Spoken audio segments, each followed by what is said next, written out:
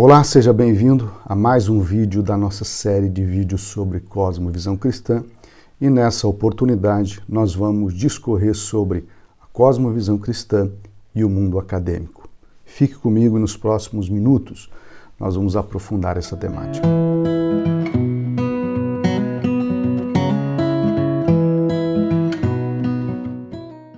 Quando nós falamos de mundo acadêmico, nós estamos falando de um espaço onde são gerados novos conhecimentos.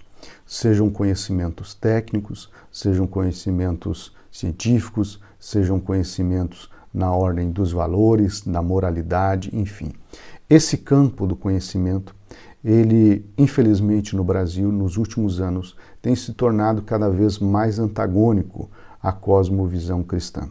O fato é que o discurso em prol da liberdade, da pluralidade de ideias, de valores e crenças, acaba ficando apenas na palavra e no papel, quando na prática já se sabe que muitas vezes cristãos, por possuírem uma cosmovisão diferente, alicerçada na palavra de Deus, acabam sofrendo algum tipo de retaliação no interior de muitas instituições de ensino de nível superior.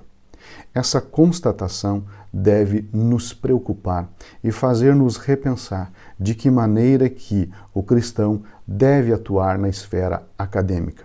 Ou seja, ele deve se afastar por completo ou ele deve inserir-se no mundo acadêmico e fazer a diferença. Eu, particularmente, entendo que o cristão deve ocupar todos os lugares da nossa sociedade, inclusive a esfera acadêmica, pelo fato de que o mundo acadêmico possui uma importância singular na formação do pensamento, dos valores e na direção de uma sociedade como um todo. Quando o cristão se ausenta dessa esfera acadêmica, ele está deixando que esses espaços sejam ocupados por pessoas que possuem uma cosmovisão diferente da sua, e o grande problema não é apenas ser diferente, mas o fato é ser antagônica e muitas vezes combativa à cosmovisão cristã. Esse é um fato que nós devemos pensar, repensar com cuidado e elaborar estratégias de como os cristãos podem participar na esfera, no mundo acadêmico, não apenas participar com a sua presença, mas na produção de conhecimento científico a partir de uma cosmovisão cristã. O mundo acadêmico é um universo bastante complexo, bastante amplo, e nós precisamos entendê-lo desde as suas origens para compreender qual era o seu propósito, ou qual é o seu propósito. Quando nós falamos de acadêmicos, a origem da palavra acadêmicos, academia, ela vem de Platão. A palavra academia remete à escola fundada por Platão no século IV a.C., com a finalidade de produzir novos conhecimentos logicamente válidos. Os historiadores afirmam que a Academia de Platão foi a primeira universidade da história, pois se dedicava a elaborar novos saberes, um corpo organizado de conhecimento em um espaço próprio para o ensino. Então, observe aqui três coisas fundamentais. Primeiramente, o fato de que a academia ela se dedicava a elaborar novos saberes, portanto, as pesquisas que ali eram feitas, tinham a finalidade de avançar no conhecimento das coisas, portanto, elaborar novos saberes. Um outro fato importantíssimo em relação ao mundo acadêmico é o fato de que a universidade, a academia, ela se dá em torno de um corpo organizado de conhecimentos e num espaço próprio dedicado exclusivamente para essa finalidade. Então, aqueles que se dirigiam à Academia de Platão eram pessoas que estavam dispostas a receber uma educação formal e procuravam esses espaços porque esses espaços eram dedicados exclusivamente a dar a esses indivíduos, então, a educação formal que eles procuravam. No caso da Academia de Platão, as pessoas que ingressavam ali geralmente eram provenientes de famílias abastadas ou que tinham condições financeiras de mantê-los na academia, porque essas pessoas dedicavam todo o seu tempo na busca pelo conhecimento, na busca pelo saber. Com o passar do tempo, a academia ela foi ganhando uma proeminência cada vez maior, uma importância cada vez maior, pelo fato de que esses novos conhecimentos científicos que eram gerados, esses novos saberes que eram gerados no interior da academia, acabavam então ganhando visibilidade na esfera social e contribuindo, por exemplo, para o desenvolvimento tecnológico, econômico e científico dos países.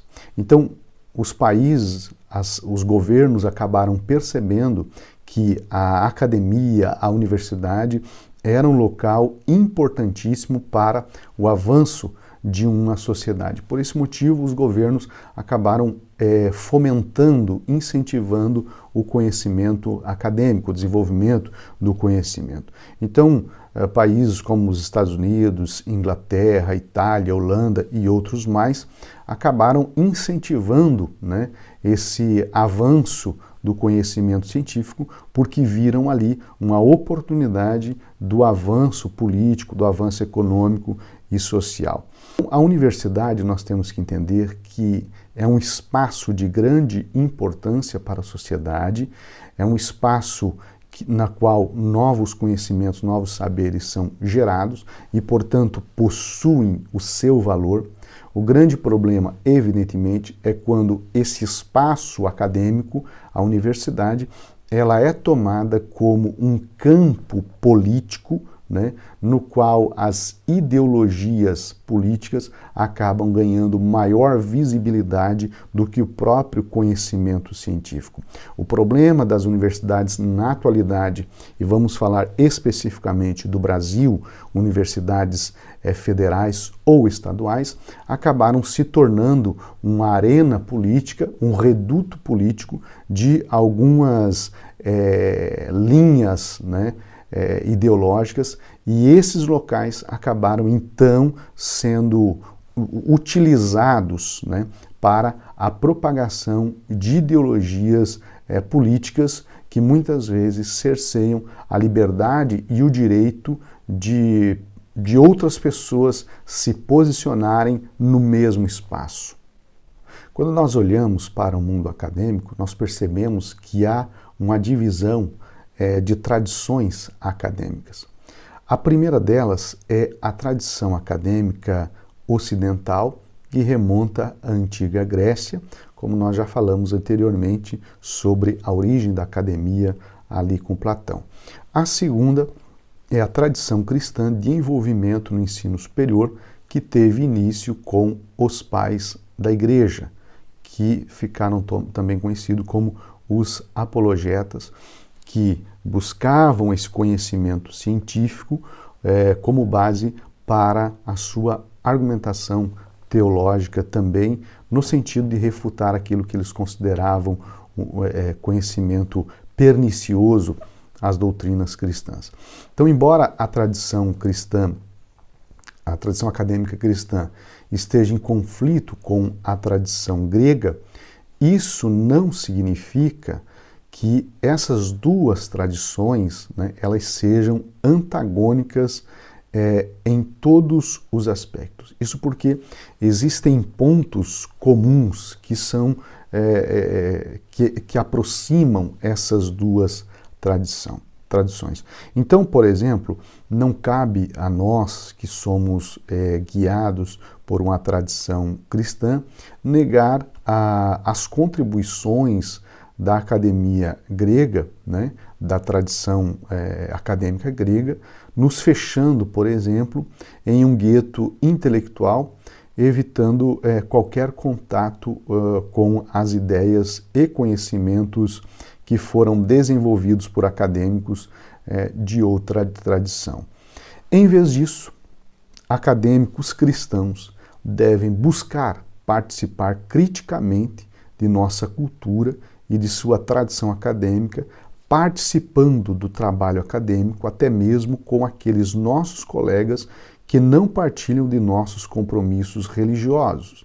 Nossas próprias contribuições para o fluxo cultural do trabalho acadêmico fluirão da tradição cristã.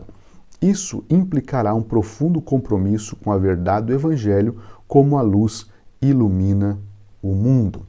Então observe com muita atenção esse fato aqui desse isolamento intelectual.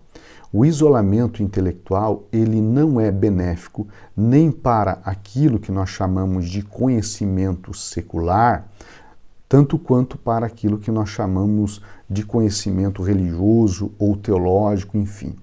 Isso porque esse isolamento intelectual, ele inviabiliza aquilo que nós denominamos de dialética, ou seja, essa discussão, a síntese dos contrários, onde se tem uma tese, uma antítese e se chega a uma síntese.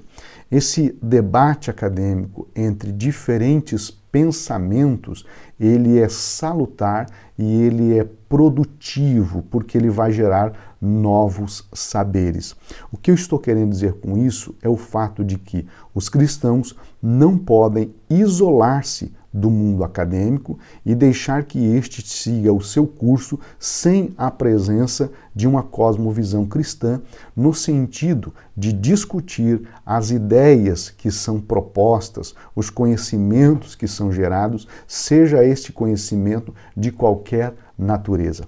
A presença de cristãos com uma cosmovisão cristã no mundo acadêmico é enriquecedor e, portanto, necessária.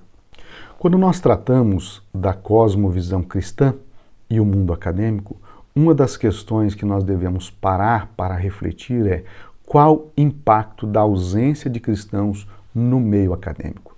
De que maneira que um número reduzido de cristãos no espaço acadêmico, no meio universitário, impactará a nossa sociedade, seja a curto prazo, médio prazo e longo prazo. O primeiro impacto que nós devemos perceber e tomar cuidado é a escassez de trabalho acadêmico solidamente cristão.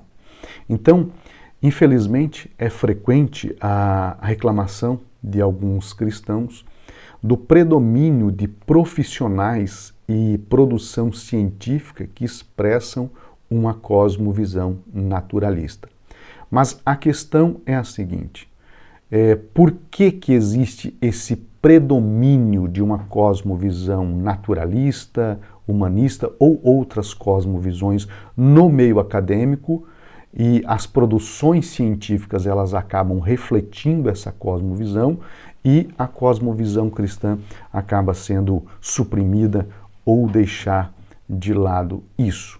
Quando nós nos deparamos com esse quadro, a primeira pergunta que devemos nos fazer é: quem é o culpado por isso?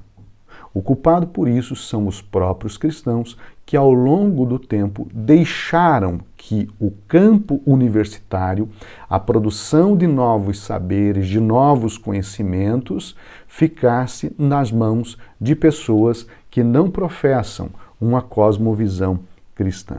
Então, infelizmente, nós deixamos que o mundo acadêmico fosse amplamente ocupado por pessoas que não creem em Deus, pessoas agnósticas, que negam a existência, por exemplo, de uma verdade absoluta e de valores bíblicos.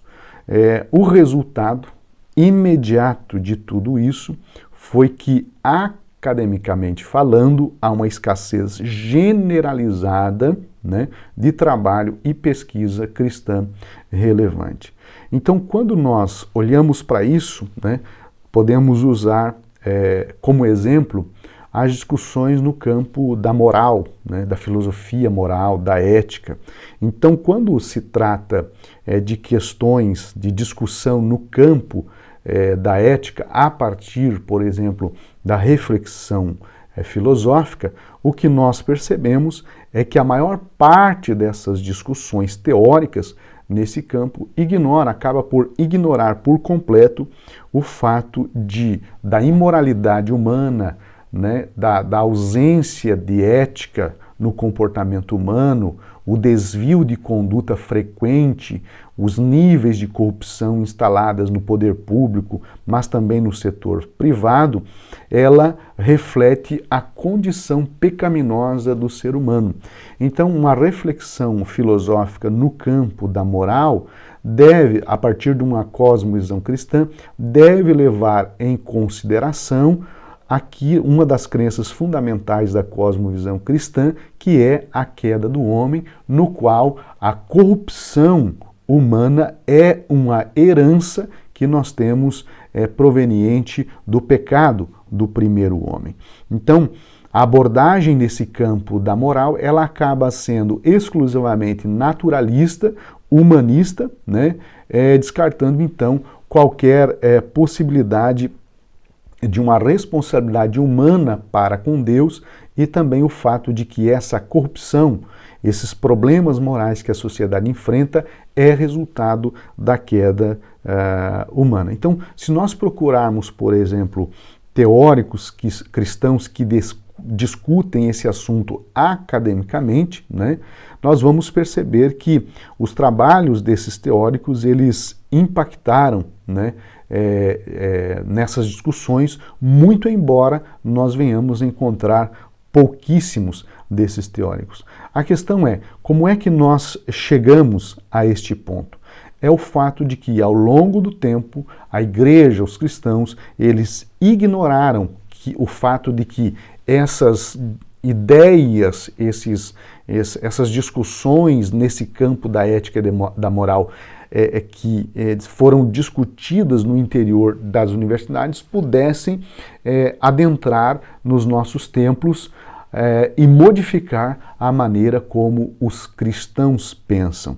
Ou seja, a própria cosmovisão cristã, né, na atualidade, ela sofre, evidentemente, com o fato de que uma cosmovisão naturalista, humanista, ela está se chocando diretamente, e não apenas chocando, mas ganhando espaço entre os cristãos em relação à sua maneira de pensar quanto às questões de moralidade e de comportamento humano. O que predomina é uma ética naturalista, né, centrada no ser humano, onde exclui qualquer possibilidade de que o nosso comportamento, as regras de conduta de um cristão possam ser provenientes de uma divindade que transcenda a materialidade.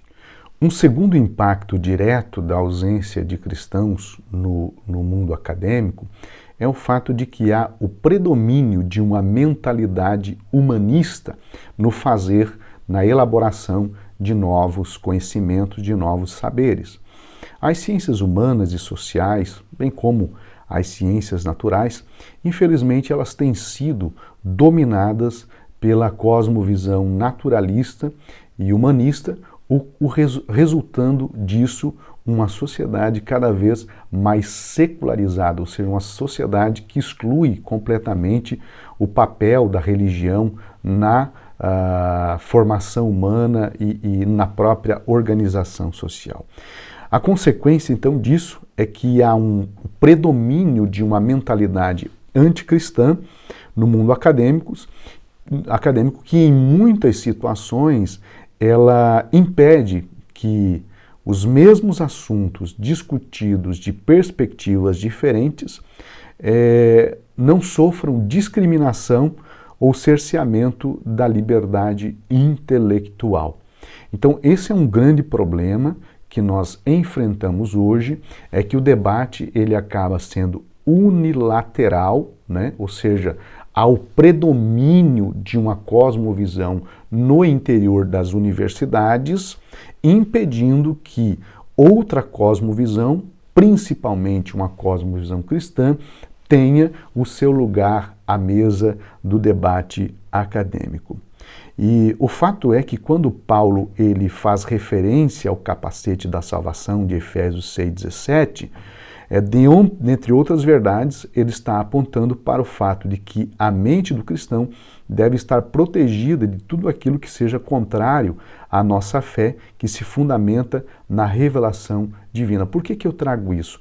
Por um fato muito simples. Quando os nossos jovens cristãos eles chegam na universidade, eles estão se deparando com uma cosmovisão completamente diferente da cosmovisão cristã, e não apenas isso, mas eles estão sendo convencidos de que a cosmovisão cristã não possui o seu lugar ou a sua relevância no mundo moderno. Ou seja, a mente dos nossos jovens e adolescentes estão sendo bombardeadas por ideologias que se fundamentam em uma cosmovisão humanista. Então esse é o grande problema.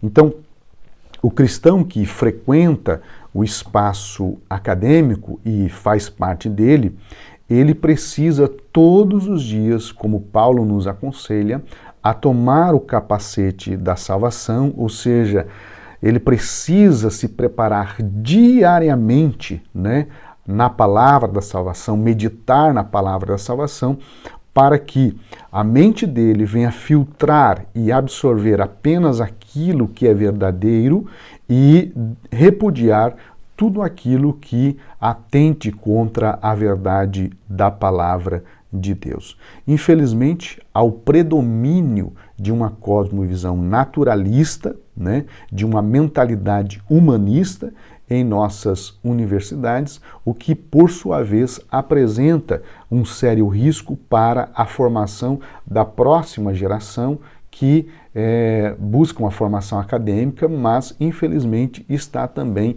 sendo alvo de uma polarização intencional, né, por parte de muitos educadores.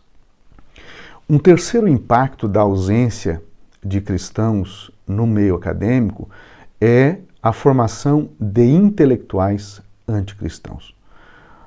O fato de um intelectual ele ser naturalista e humanista, eu não vejo como o mais grave problema, muito embora eu tenha algumas ressalvas quanto a isso.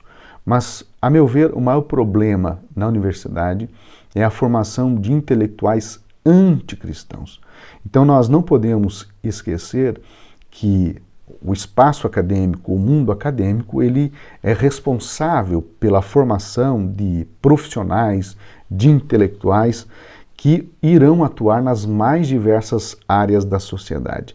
Então, um exemplo disso é o fato de que a academia ela forma a elite intelectual da nossa sociedade e que a atuação dessa elite intelectual nas diversas áreas da nossa sociedade é que irão definir, portanto, os rumos de uma nação. E quando a formação ela é predominantemente humanista, o resultado disso será o fato de que os intelectuais não apenas descrentes, mas anticristãos, irão ganhar espaços cada vez maiores na nossa sociedade e cada vez mais espaços. Então, a grande questão é que a mentalidade anticristã, ela se caracteriza primordialmente pelo repúdio, pelo desprezo para com os valores, né, e o estilo de vida cristão, e caracteriza-se ainda pela aversão e até mesmo preconceito para com os cristãos. Então, a hegemonia, né, de intelectuais anticristãos no meio acadêmico, e principalmente na área das ciências humanas, elas têm um impacto, por exemplo, na elaboração de políticas públicas e nos currículos escolares, né? E o que isso afeta? Isso afeta diretamente a formação intelectual, cultural moral, política e religiosa das próximas gerações. Então, o que os intelectuais cristãos precisam fazer? Precisam marcar presença nesses espaços, ou seja, marcar presença nos debates, nas pesquisas, nos trabalhos acadêmicos atuais. Isso não significa dizer que um intelectual cristão, um pesquisador cristão, ele deve entrar numa universidade para fazer proselitismo religioso. Não é essa a finalidade.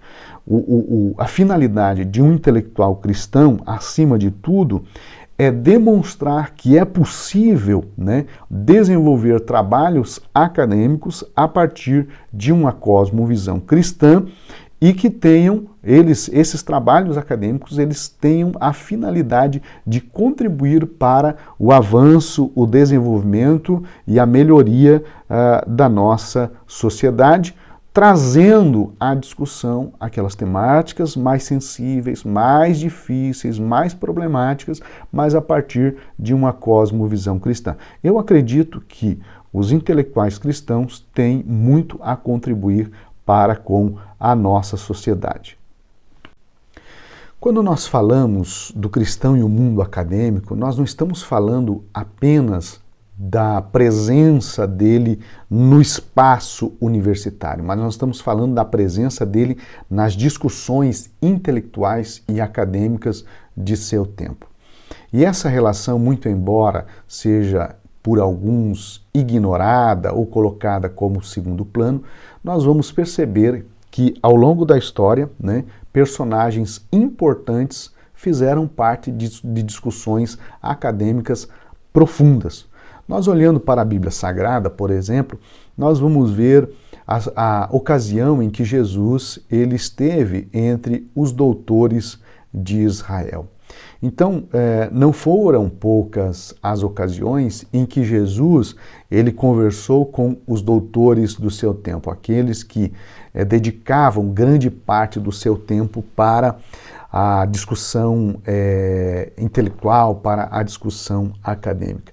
Em Lucas capítulo 2, versículo 39 até o 52, nós vamos nos deparar com um episódio em que Jesus ele se encontrava entre os doutores da lei e discutindo de igual para igual. O que isso demonstra? Bem, esse fato, esse episódio demonstra claramente que o ministério de Jesus se dava em todas as frentes, ou seja, Jesus não veio apenas para os iletrados, para os pobres, para os ignorantes. Não, Jesus ele veio trazer o evangelho, a pregação do reino de Deus para todas as pessoas. Então, do mesmo modo que ele esteve entre as pessoas sem formação intelectual, sem formação acadêmica, sem essa formação formal, né, das escrituras sagradas, do conhecimento acadêmico, Jesus também esteve entre aqueles que possuíam formação e eram então conhecidos como os doutores da lei. No versículo 46, a Bíblia diz que ele estava assentado no meio dos doutores, ouvindo-os e interrogando-os, e todos os que ouviam admiravam a sua inteligência e respostas. Então, veja que momento extraordinário do ministério de Jesus, quando ele se senta juntamente com os doutores para discutir. Que nós possamos, a partir desse exemplo de Cristo, orar para que os cristãos, eles desenvolvam-se intelectualmente, né? E que Deus, ele levante pessoas que possam estabelecer um canal de comunicação e debate com os intelectuais da nossa sociedade, né? E que possam demonstrar que uma pessoa que é orientada por uma cosmovisão cristã pode apresentar respostas objetivas, precisas, para as questões do nosso tempo e também levantar questionamentos para as teorias que são comuns na atualidade e esse debate ele possa ocorrer em um elevado nível acadêmico. Então, que a atuação acadêmica dos cristãos possa glorificar ao nosso Deus e demonstrar que a igreja possui mentes brilhantes, né, que podem contribuir para a formação intelectual das pessoas, elaborar novos saberes e que esses saberes podem contribuir para com a nossa sociedade. Um outro exemplo da presença de cristãos no meio acadêmico é a própria figura do apóstolo Paulo. Quando nós olhamos para os escritos paulinos, nós vamos perceber nos seus textos que há, por parte de Paulo, uma profunda e sólida formação acadêmica. Nós não podemos esquecer o fato de que o apóstolo Paulo, ele frequentou, né, a escola em Tarso, né, e também ele vai frequentar a mais renomada escola rabínica da época em Jerusalém, aprendendo aos pés de Gamaliel. Então, na escola que ele frequentou em Tarso, ele aprende muito sobre a cultura grega e depois nós vamos ver ele usando desse conhecimento em suas pregações, em seus discursos, em seus escritos, e isso fica muito evidente no episódio narrado no capítulo 17, né? Quando ele discute ali com os filósofos epicureus e os estoicos, e o que ele recebe de formação na escola rabínica, portanto, estava relacionado à cultura judaica. Então, o que nós percebemos é que essa formação acadêmica de Paulo foi fundamental para que ele se tornasse o maior apóstolo dos gentios, o mais eficiente pregador do evangelho e doutrinador da Igreja de Cristo nos primeiros anos da sua existência. Então, essa formação acadêmica de Paulo, esse conhecimento, essa grandeza intelectual de Paulo, né, fez com que o alcance dos seus escritos não ficassem, portanto, circunscritos ao ambiente religioso, né, porque nós vamos perceber que a teologia paulina ela vai impactar, né, a vida das pessoas em todas as esferas da nossa sociedade e não apenas isso, mas vai impactar no próprio estilo de vida das sociedades ocidentais. Então, o que nós podemos tirar de lição da vida do apóstolo Paulo é o fato de que uma boa formação acadêmica ela pode capacitar o cristão para o desenvolvimento de um chamado para o reino de Deus mais eficiente e com grande impacto, seja no mundo natural, no mundo material, também, tanto quanto no mundo espiritual.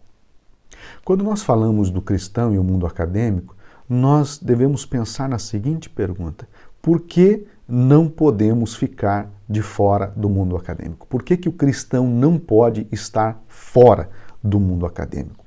A primeira coisa que nós devemos entender em relação a isso é que o mundo acadêmico, as universidades, elas não escapam da esfera da soberania de Cristo, porque Cristo é soberano em todas as esferas. Então, os cristãos devem marcar presença nesses espaços e contribuir, né, positivamente para a qualidade daquilo que é produzido no ambiente acadêmico.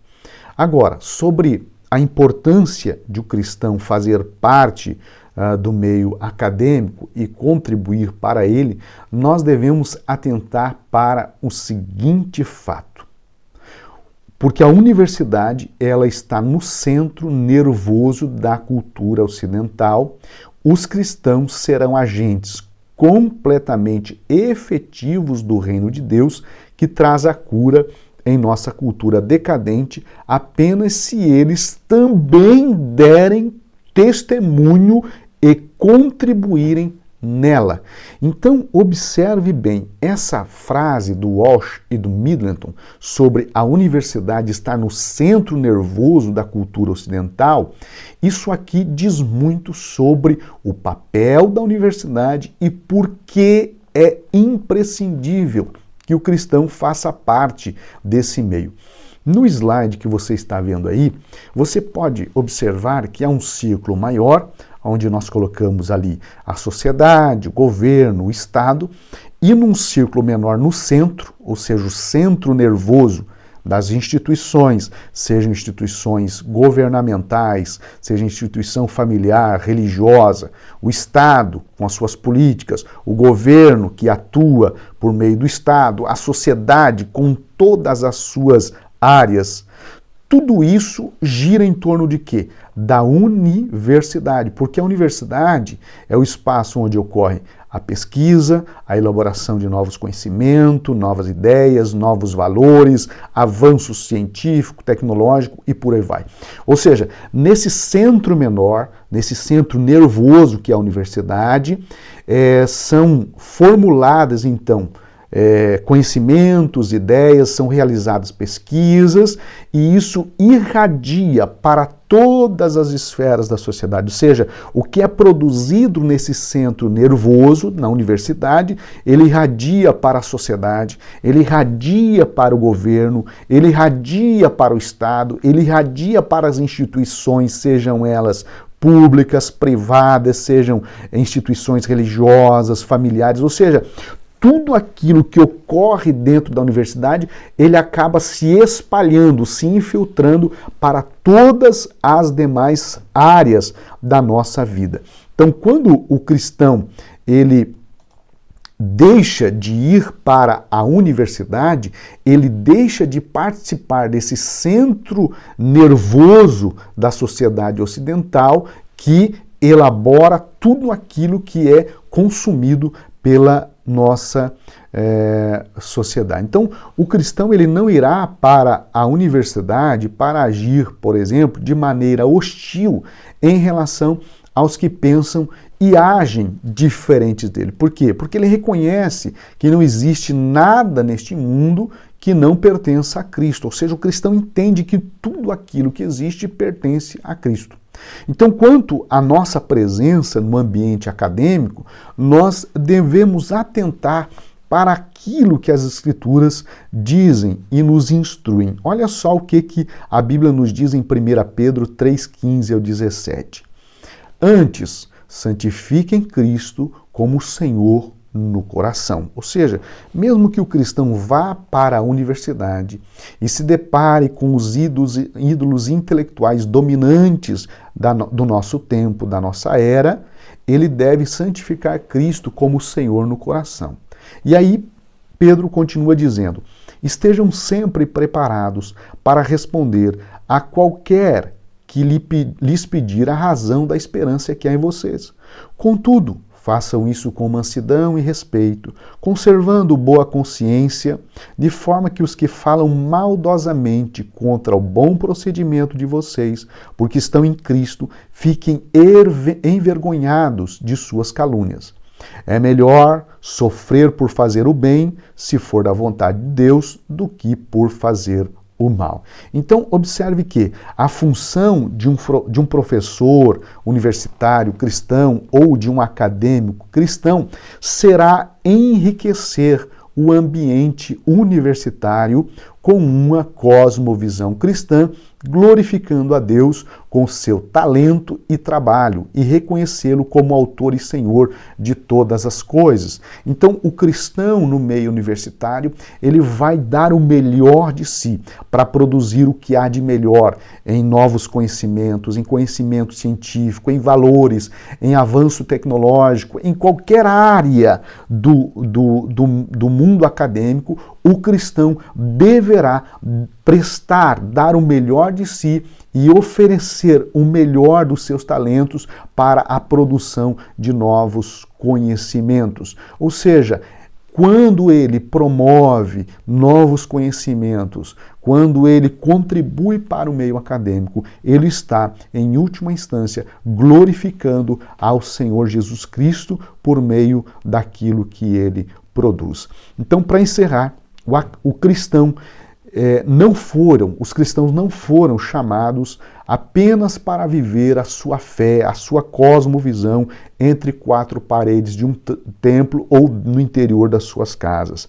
A nossa fé, ela precisa ser vivenciada entre todas as pessoas e nos mais diversos ambientes, sejam esses ambientes favoráveis ou não a nós. O meio acadêmico é um lugar carente e pobre de pessoas com uma cosmovisão cristã, que vivenciem o evangelho bíblico e não cedam aos apelos ideológicos, humanistas e secularizados que são tão comuns nesses espaços. As universidades precisam de professores e alunos cristãos, pois dentro desses ambientes estão sendo formadas as elites intelectuais e governamentais da nossa sociedade. Os profissionais de grande influência recebem sua instrução formativa no meio acadêmico. E se nós, como cristãos, deixarmos que esses espaços, que a universidade seja ocupada por pessoas anticristãs, né, e com uma cosmovisão humanista, o resultado disso será uma geração que terá sua mente e a forma, a maneira de pensar moldada por essa cosmovisão humanista, secularista e naturalista. Que Deus venha despertar uma geração de cristãos que tenham a coragem e a ousadia de viverem uma cosmovisão cristã no meio acadêmico e dar o melhor de si para produzir novos conhecimentos, para produzir pesquisas de grande relevância para o mundo acadêmico e de grande impacto para a nossa sociedade. Que Deus te abençoe e um forte abraço.